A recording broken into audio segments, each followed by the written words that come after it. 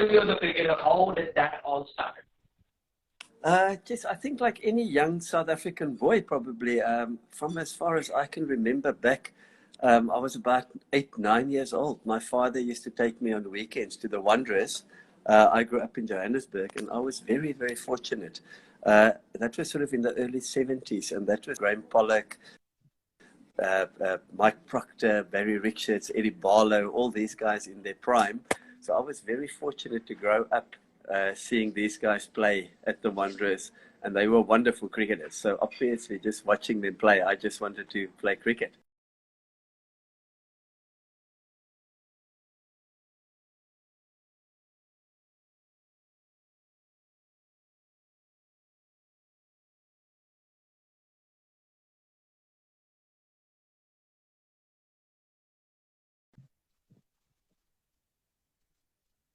Lucky enough to be coached by. Okay, that's great. Can you hear me? Yeah.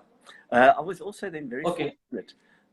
So it's like yeah, since childhood you have been fond of cricket and you have been watching some big players playing good cricket. So that is why you became a cricket fan and later on becoming a cricketer.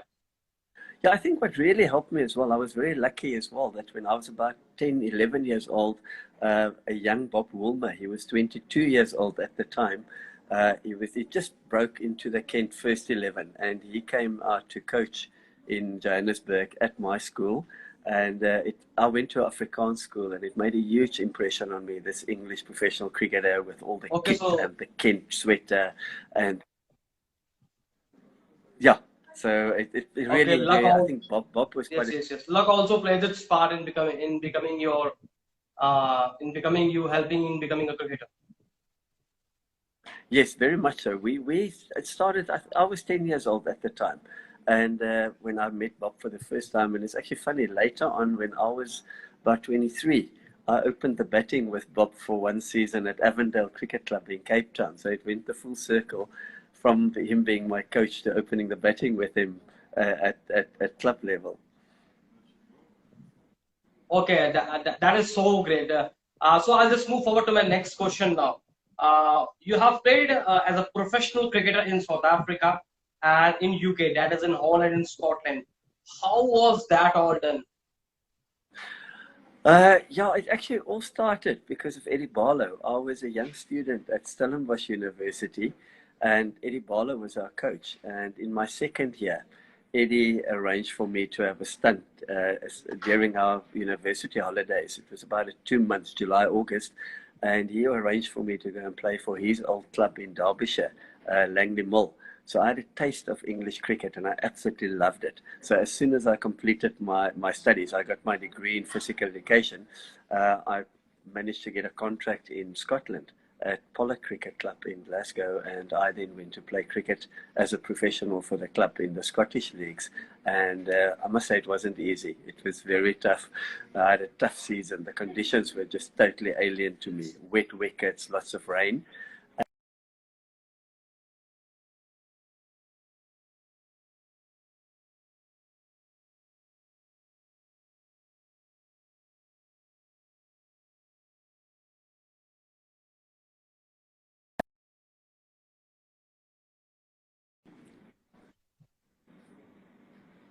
Okay. So it was all like that. You traveled to UK and there you got the support from the players, and this is how the things went on, right? Like that. Yeah. I was, as I said, I think luck played a big role, but I also worked very hard. Obviously, I had to work hard, but I got a lot of breaks through people like Eddie Barlow, Bob Woolmer, Omar Henry played. He organised for me as well for a second season in Scotland. So I was quite lucky, but I've worked hard at my cricket, and I think I always wanted to be a professional player. So it was always a dream. And I was really living my dream at the time, playing in the UK for 16 seasons, quite a long run. That is so great. Okay, so I will just move forward to my next question now. You have been associated with many cricket academies around the world promoting cricket. What inspires you to do the same? I think really sort of cricket, having been so close close to the game, playing professional cricket, which obviously then became my career, meeting really, really top players. I mean, I played with Gary Kirsten. I know John T. Rhodes very, very well. He's a friend of mine. And I was, for a short while, I was teaching at Wynberg Boys High, where Jack Cullis was a student in his school days. And I think just being around these top cricketers, I became absolutely obsessed with cricket. It became my passion. And when I stopped playing, it was just sort of, I had a choice between going to be a school teacher, which I'm qualified in, or to go in or stay in cricket. And I then became a director of cricket at the University of Cape Town as administrator. I also coached at the university. I employed Gary Kirsten as a coach there. I had Emerson Trotman, the ex-West Indian cricketer, as a coach. So Duncan Fletcher was also a coach at UCT, University of Cape Town. And yes, I think especially watching Gary work closely, Gary actually straight from being the UCT, University of Cape Town coach, which was his first coaching position, he became the coach of India. So I was close to Gary, and he is actually, if you don't mind, if I can take a bit of time with the story, Gary just started coaching for us. Our coach was actually Hilton Ackerman at the time, and as director of I employed the coaches. So unfortunately, Hilton's health has been quite bad for quite a while, and he was sort of in the middle of the season. And I then approached Gary, who has never coached before, and he just retired basically from playing cricket. He had a small little academy that he started off in Cape Town for kids. And Gary's he was a student at University of Cape Town. So I met Gary at a coffee shop down the road. I said, Gary, we've got half a season to go. Don't you want to come and coach UCT? So Gary said, well, I've never coached before, but I'll give it a try. And it sounds like fun with the students. So Gary came to coach us. And after about a month and a half, we had to go to a South African universities tournament with the university team up in Bloemfontein. And I had Gary's ticket booked and everything. And the day before we left, it was a Friday, we started the tournament on the Monday, I got a SMS message from Gary, and he said, Kobus, unfortunately, I won't be able to fly with the boys. I'll join you later in the week. I'm in India. So I sent him a message. I said, Gary, what are you doing in India? He said, no, I'll tell you later.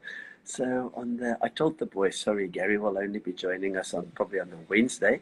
So I'll coach you guys for the first 2 games. And then that Wednesday, I got a message from Gary, and he said, Kirby, I've just been appointed coach of the Indian team. And I mean, I think Gary was more surprised than I was.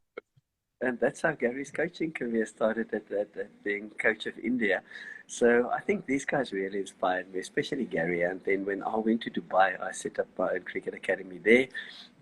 Gary came to help me coach. He came to do master classes for me. And then Daryl Cullinan also came. So I got all these old, John T came about 3 times to do master classes for me. And then I sort of built a bit of a reputation in Dubai that I've set up quite a good academy. So 2 of the top schools, GEMS schools and King's School, asked me to set up cricket academies for them. And I set up academies at both of them. And at King's, actually at Ashwin, the spinner, the Indian spinner, he became my partner in the academy at King's, the Gen X Academy. So I had a partnership with Ashwin in that academy. Went to Chennai quite a few times, visited him at his house with his wife and 2 daughters. So I became very close friends with Ashwin. And I think, to answer your question, these great players really inspired me to see them work with kids, to see them coach. Just to be around them really inspired me, and I learned so much. And that's really why I sort of started setting up academies. And funnily enough, I'm busy setting up an academy in Kiev in Ukraine now. They've never had a cricket academy here. There's no formal cricket here. And I've started setting up my cricket academy in Ukraine, the first ever. Okay, so the greats like Gary Kirsten, John T. Rhodes, in India, Ashwin, so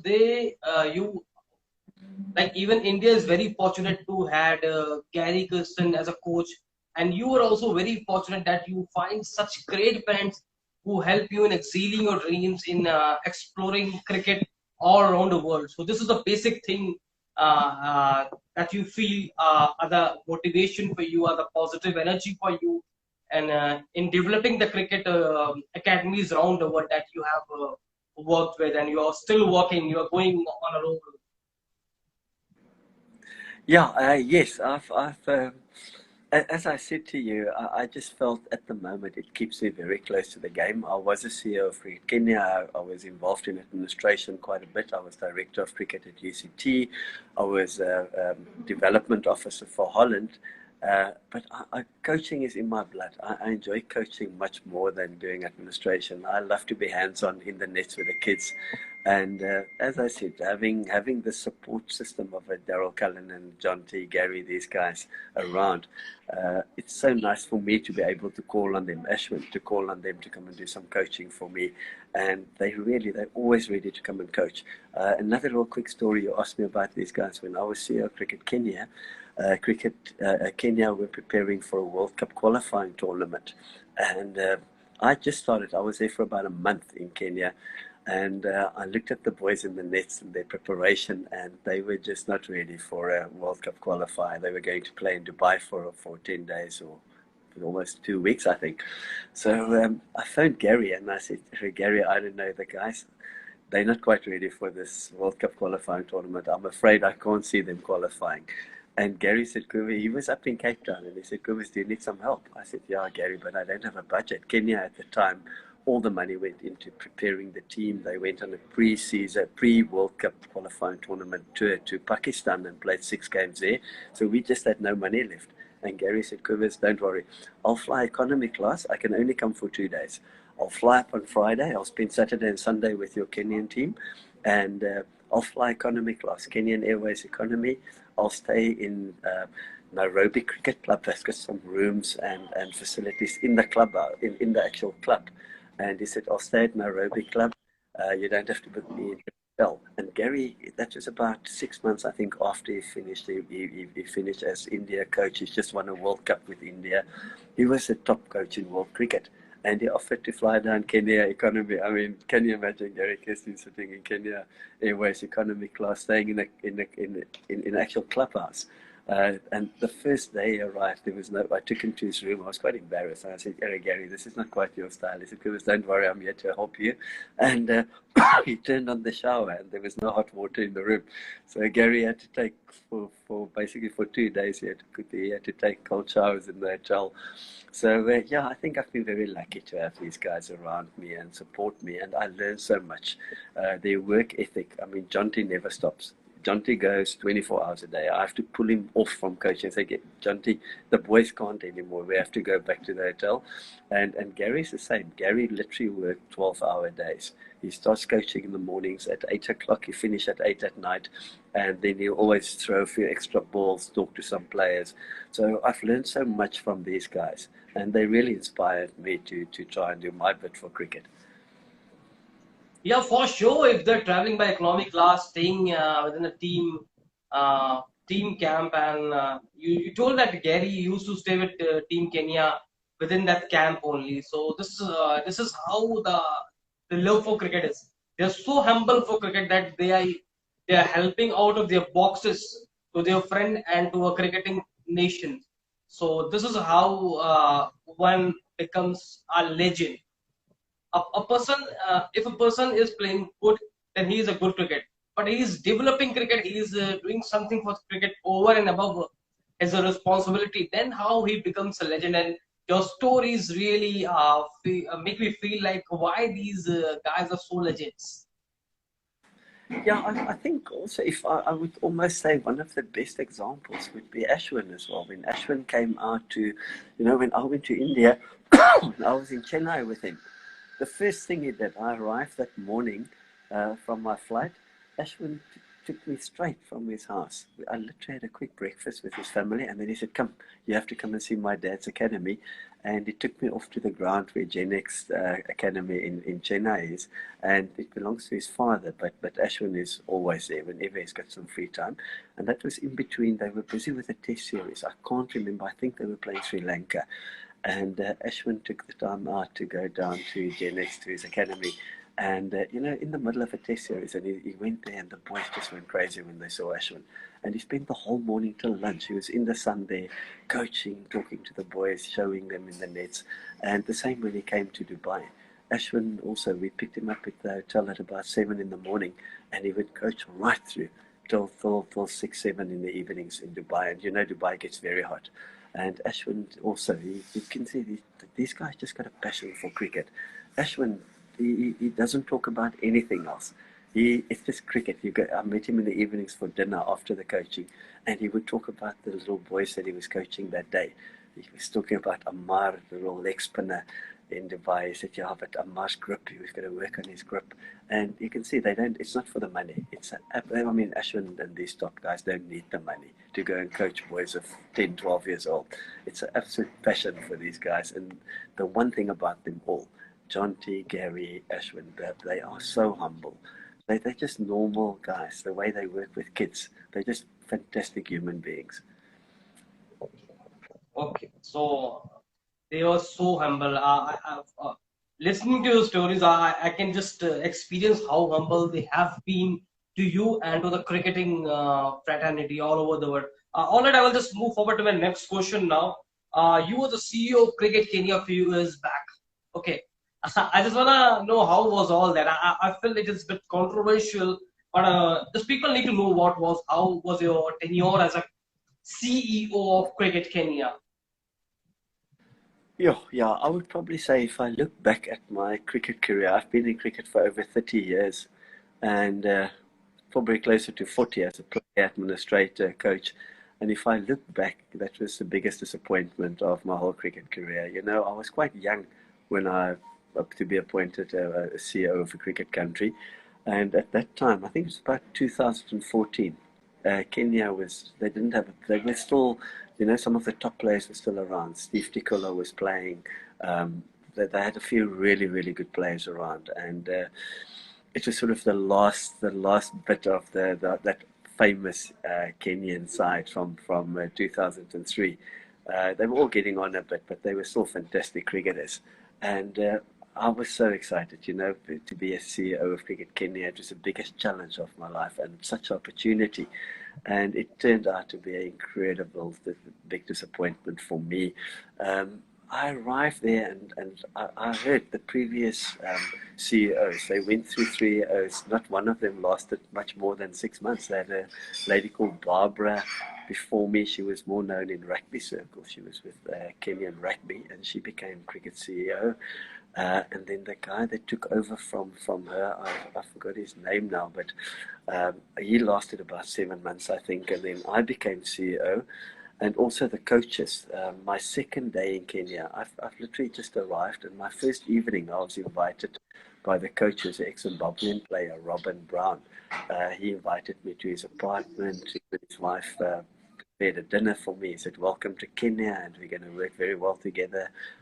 You know, I'm the coach, and he was briefing me about the Kenyan team. And then literally the next day, I got a call from Jackie Mohammed. The first day I didn't meet her. I was just settling into my apartment.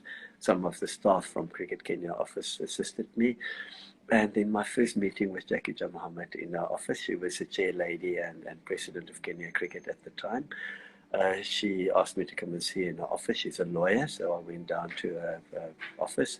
And she welcomed me to Kenya Cricket, and we were talking, everything very, very nice. And she talked about the challenges ahead of me.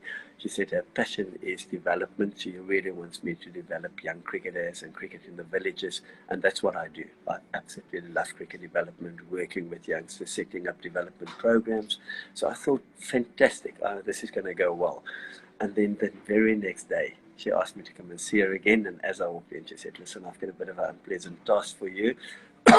We have decided to let Robin Brown go. He will not be coaching the team in the World Cup qualifying. That was about a month before the World Cup qualifying tournament in Dubai. And I had to tell him he's been fired. So my second day in the job, I had to fire the national coach or tell him I was a messenger. So I had to ask him to come to the office at Ruaraka, where the Kenyan head office is. And as he walked in, he just had one look at my face and he said, Kobus, you giving me the bad news, am I right? I said, yeah, Robin, I don't know how to do this, but Jackie told me that you will not be coaching. So that was not a good start, you know, and also a month before the World Cup qualifying tournament, it was a complete wrong time to do it. The timing was terrible. And then Steve was a good coach, but he hasn't coached before. Steve Ticola became player coach for that tournament, and that's when I got Gary in to come and help. And even there, when Gary offered to help, I thought, wow, we've got the Indian World Cup winning coach coming to coach the Kenyan team for 2 days to assist us.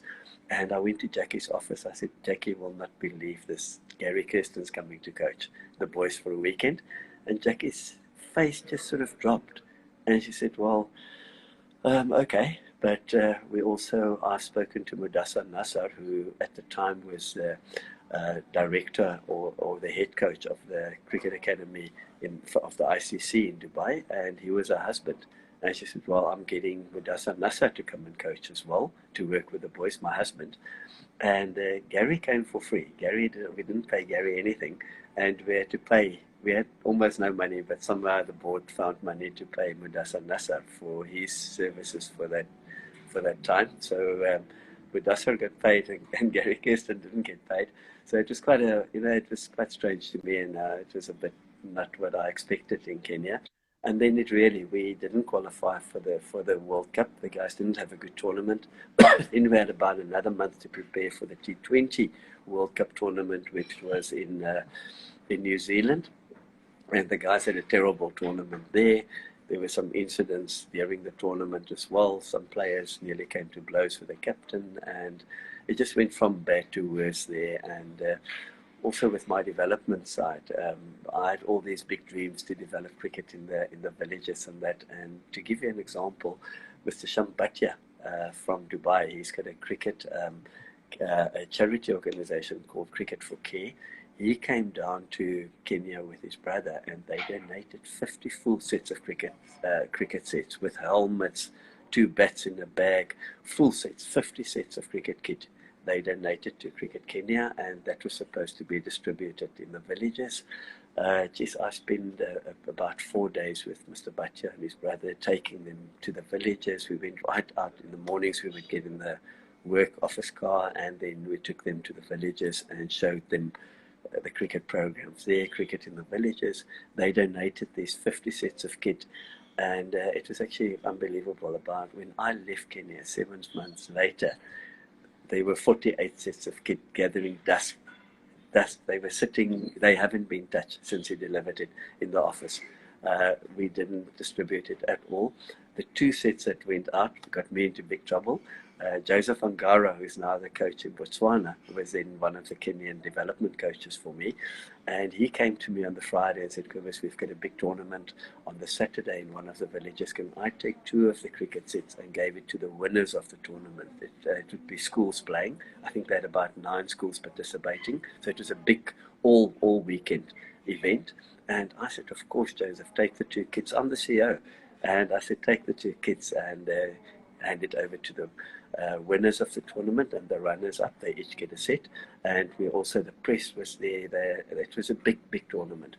And on the Monday, it was in the local newspaper. There's a nice picture with Joseph handing over the kit. And I thought, wow, fantastic. I still took a picture and sent it to Mr. Shambatia. And about 11 o'clock that morning, Jackie Mohammed summons me to her office again. And like all hell broke loose. She had a full go at me and said, how can you give this kit out without my permission? And I said, but Jackie, we're sitting with 50 sets of kit, and this is meant for the kids in the schools. This is why Mr. Bhatia donated it. And then, as I said, 7 months later, when I left Kenya Cricket, 48 sets were still sitting in the storeroom there. They never got distributed. So, I just couldn't do any development. There was no development whatsoever taking place, really. It was a bit of a window dressing. They had a few coaching sessions with Joseph and the coaches going to some local schools, but they didn't have proper equipment. It wasn't properly structured. There was no proper competition that they played. So it was actually all I would call it window dressing. It was never done with any passion, and I always had the feeling there was no real interest in this development. It was all about a lot of egos were involved. A lot was people with their own agendas, and it was a very difficult time in my life because I really wanted to do well, and I was so passionate about it, and I just couldn't move. I was sort of boxed in, and Okay, so everything. yes. Yeah. So the summary is that the top officials of Cricket Kenya are not responsible, and they didn't even tell you what to do when you became the CEO. And apart from this, Cricket Kenya is not involving the former greats like Aasif, Kareem, Peter Anguro, Steve Tikoro, and they are just moving to another countries for coaching. They should concentrate on their country. So this is the basic reason for the downfall of Kenya cricket. Like that, are you saying that like that? Yeah, I tell you, basically, to be a CEO for Kenya, you were just you were just a figurehead. You had no power. Yes, Any yes. anything, I had to go to the board. The board was completely controlled by one person. And so I just couldn't take any decisions. As a CEO, I had absolutely no power. And also, even the way I finished off at Cricket Kenya, one can't believe this. People don't believe me when I told them the story. After 7 months, I got called by Jackie Jamama to her office, and she Yes. informed me that they couldn't get a work permit for me. And I said, but Jackie, I've been working for 7 months. I attended 2 World Cup qualifying tournaments. I've been Yeah. appeared on the local news, and so I've worked 7 months illegally. I was working completely illegally without a work permit. I was on a holiday permit, and what they basically did is every time the holiday permit was valid for 3 months.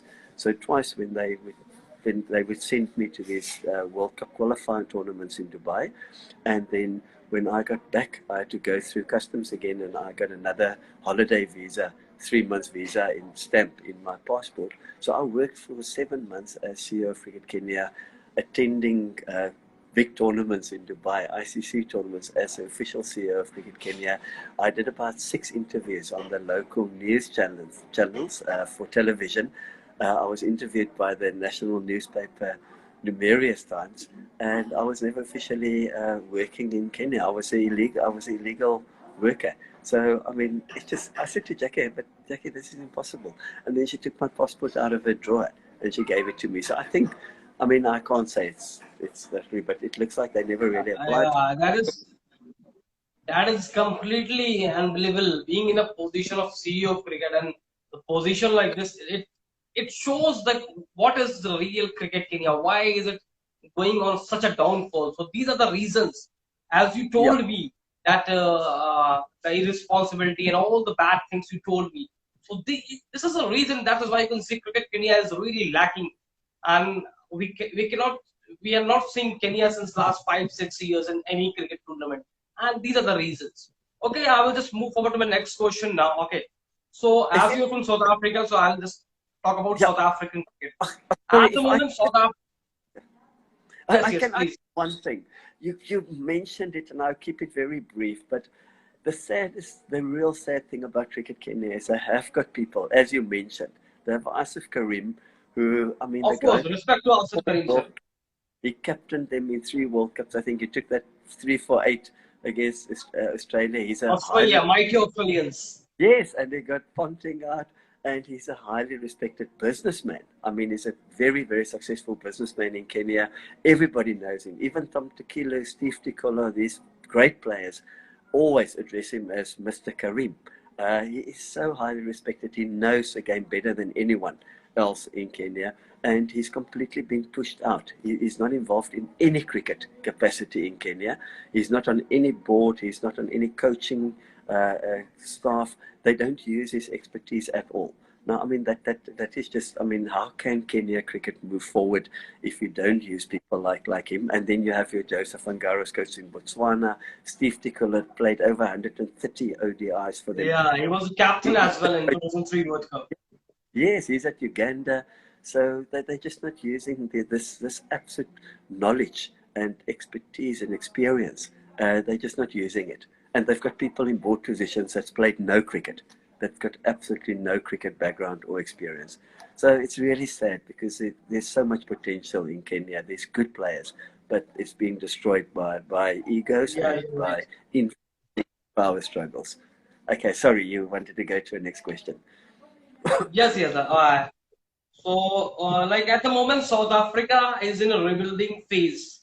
Do you think they're coping up well, or they need guys like AB de Villiers to stand up for next 3-4 years, like until the next 2023 50 over World Cup. So what do you think? Could you please tell us? Yeah, unfortunately, South African cricket, it's also not going very well at the moment. A lot of changes taking place. A lot of politics in cricket. Still, after all these years, there's still a lot of politics involved. Um, Again, if you look at the South African Cricket Board, they've been going through a terrible time. The CEO is still out on suspension. He's been suspended. Corey van Zyl, who was in a very high position in Cricket South Africa, he lost his job. So there's been a lot of turmoil in cricket. And then, luckily they managed to get Graeme Smith on board as a director of cricket, and they got Mark Boucher as the new coach. Jacques Culler's batting consultant. You have Charles Langeveld, he's a very, very good bowling coach. He actually played for UCT for one season at University of Cape Town while I was director of cricket. Yeah. Charles is a very, very experienced and very good coach. So Charles Langeveld there. So you've got a good coaching setup now, but it's going to take some time. And there's a lot of pressure on these guys, especially Graeme is having a tough time as director of cricket. There's a lot of people in Cricket South Africa with hidden agendas as well. But if you look at the cricketing side and forget the politics for a while, they've got some very good youngsters coming up. Adrian Markham has been a big disappointment. I expected so much from him. He was a wonderful captain in that Under-19 World Cup, and he hasn't really done much. He's underperformed quite a bit, and then he's been injured lately. You've got Wasim van der Dussen coming through. He looks a good little player. That Peter Malan, the two Malan brothers actually both look like good cricketers. Then you've got some very good fast bowlers there. So I think Rabada's been a bit off the boil, but I think he's just not been managed very well. He shouldn't have played in that IPL just before the World Cup. He had a very bad World Cup. And I think the IPL, it was just too much cricket for Rabada. He's a jewel. And, he's the natural successor for Dale Steyn. And they haven't really managed him well. He's been playing just too much cricket. If you look at England now with their bowling attack, they're rotating their fast bowlers. Guys like Broad, Anderson, they get games off where they rotate them. Works. South Africa hasn't been doing it. Rabada plays every game he plays, and I think it was just out. So maybe viruses, this COVID-19 maybe has been a bit of a blessing in disguise for Rabada. It gave him time to rest and refresh. So I really hope the South African team at the moment, I'm very excited about it, about the team. I think Quinton de Kock is a breath of fresh air. He's a different kind of captain, He's a very quiet guy. He keeps to himself. But I think he's going to be a very, very successful captain for South Africa. And all right. Yes. Okay. So it's like, according to you, South African cricket is in a good rebuilding phase, as they have consented the legends like Green Smith, Mark Boucher, and Jack Callis as a batting consultant, as a coach, and as a cricket administrator. So you feel that South Africa cricket is heading in the right direction. And for the fast bowlers, they need to rotate their fast bowlers as what England do, and to have the good strength as of the big tournaments. So this is what you feel, and I also feel the same. Yeah, definitely. The one thing that's a bit worrying is there's a lot of young players in the top 6 in the batting order, very inexperienced top order. Faf basically, and de Kock holds it together. You always have the feeling if those two get out early, South Africa could be 100 for 5. They rely a lot on de Kock and Faf at the moment, but the youngsters coming through, good players. So yeah, I'm very hopeful. I think South Africa is going to do well. Ash is a good test spinner. It was a big low side that Tahir has now retired. He was a fantastic one-day player.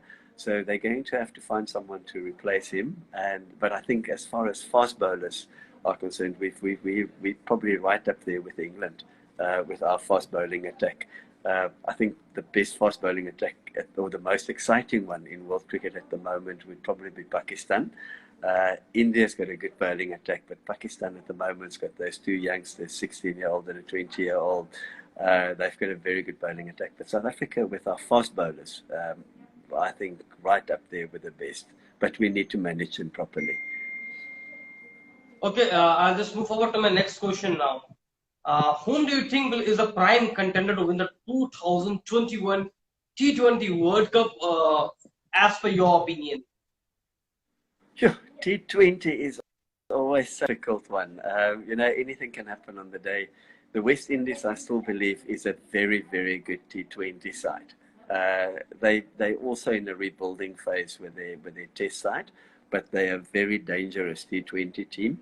And they always bring in Pollard and these guys, Bravo, and these guys come in for the T20 tournaments. So I think very, very good side. India, obviously, if the tournament, I think they've moved it now. Australia will be the following year, so it will be a home tournament for India. So to give England a very good one-day side, but my gut feel is India. In India, with that support they've got, and hopefully people will be able to be back in the stands. That atmosphere and the support in India, if they play a T20 World Cup tournament at home, they have to be favourites. I can't really see teams beating India in India. As an Indian, I love that. Okay, so you feel in the home conditions, Indians are the prime contender to win the 2021 T20 World Cup. You're right? I think so, absolutely. I mean, their batting is just phenomenal. They've got big. Okay, so yes. Kobus, I'm done with my questions, and I really enjoyed this session, and I really loved knowing about you, your cricket, the global cricket, Kenya cricket, South African cricket, and in the last you talked about the World Cup as India. So I really love this session, and I feel that it's my pleasure talking to like a great cricket person, a cricket administrator like you, and I hope we get stay connected in the future. Thank you very much, and I want to make you a little promise. You've asked me a few times if I'll ask Jonty to be on your show.